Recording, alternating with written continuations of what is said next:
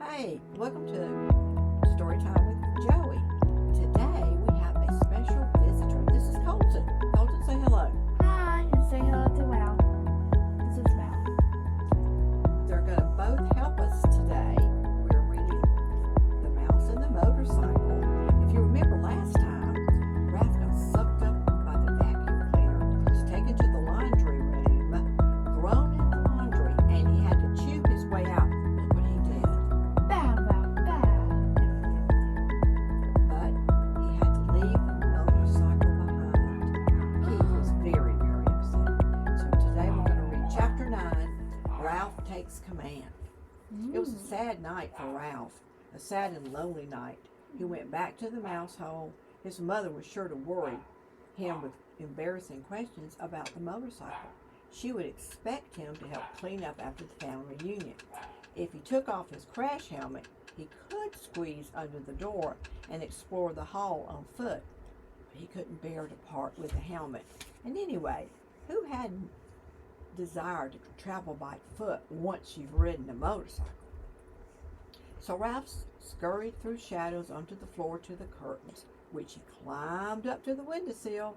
There he sat, huddled and alone, staring out into the night, listening to the kissing sounds of the bats as they jerked and zigzagged from the eaves of the hotel, through the pines and back again. Around the window, the leaves of a Virginia creeper vine shifted in the breeze, and down in the lobby, the clock struck midnight.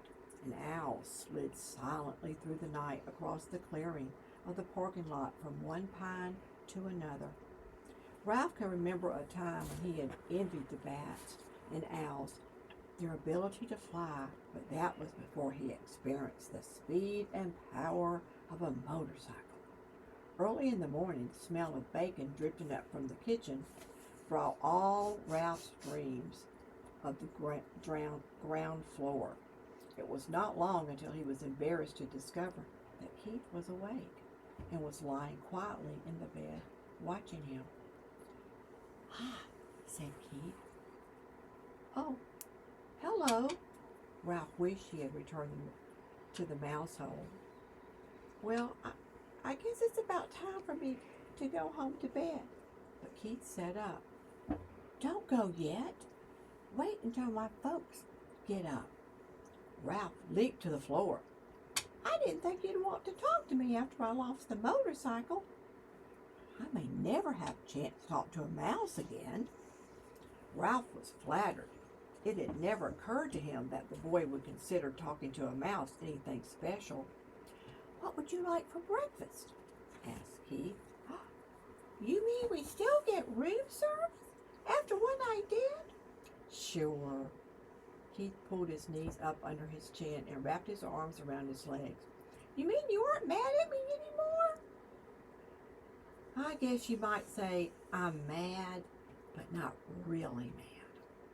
I've been lying here thinking it wouldn't be right for me to be real mad, because I get into messes too. My mom and dad tell me I don't stop to use my head." Ralph nodded. "I guess that's my trouble too. I don't stop to use my head." "They say I'm in too much of a hurry," said Keith. "They say I don't want to take time to learn to do things properly." Ralph nodded again. He understood. If he had waited until he had learned to ride the motorcycle, he would have never ridden it off the bedside table and into the wastebasket.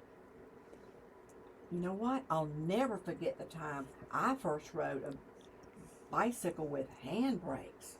I took off down the hill. I had almost had an accident because I didn't know you were supposed to put your foot on the brakes to stop it." "What happened?" "Well, by the time I remembered to use the handbrakes, I hit a tree. Whoa, and took an awful spill." Somehow this story made Ralph feel better. He was not the only one who got into trouble. "The hard part is, Ralph, is that I don't want to do kid stuff. I want to do big stuff, real things. I want to grow up."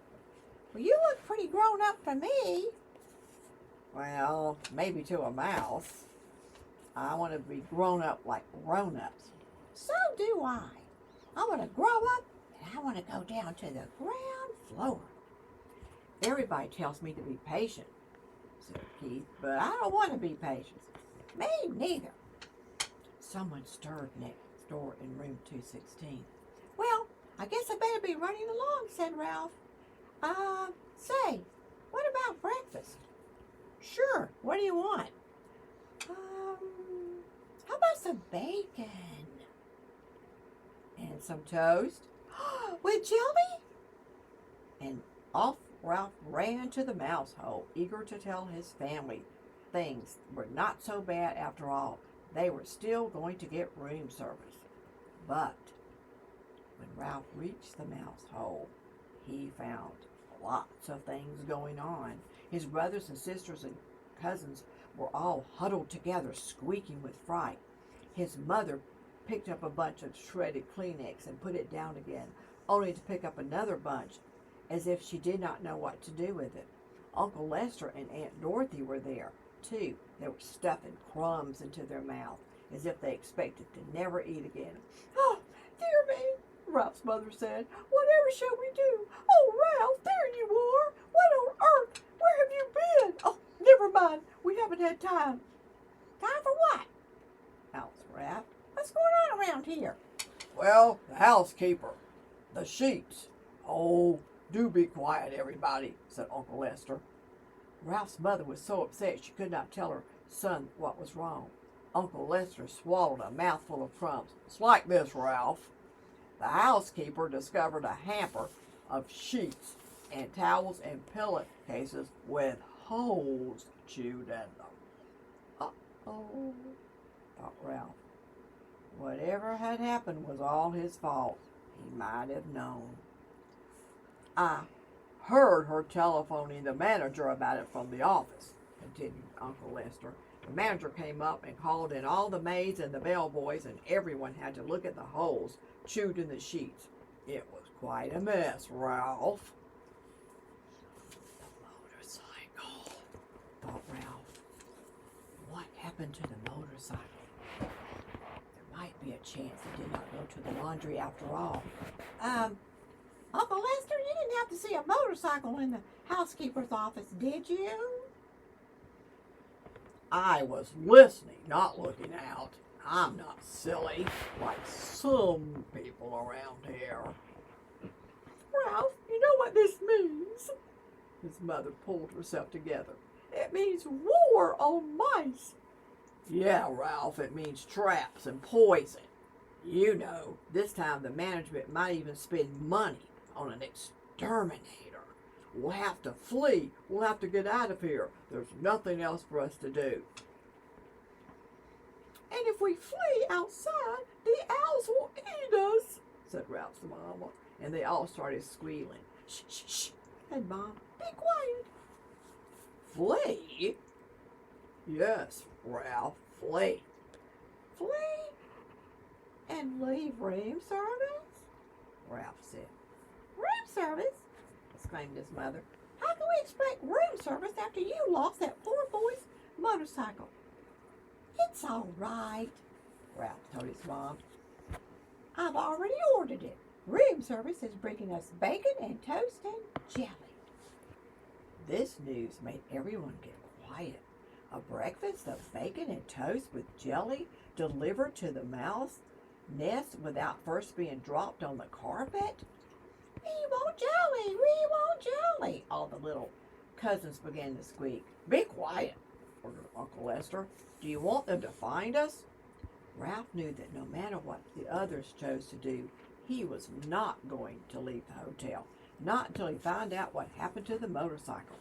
He was very sure of this, and all in all, he felt calm and clear-headed as if he never felt that way before. He knew exactly what his family should do. All right, everybody, be quiet. I will tell you what we're going to do. See here, Ralph. You're pretty young to be giving orders to the elders. Now, Lester, said Aunt Dorothy, let's listen to Ralph. After all, he has had food brought up by room service. No one else in the histories of our family's ever done that. Well, that made Uncle Lester quiet, and Ralph was allowed to talk. Now, what we're going to do is stay quiet for a few days. Here, He looked down at his little cousins. For once in your life, you're not going to squeak.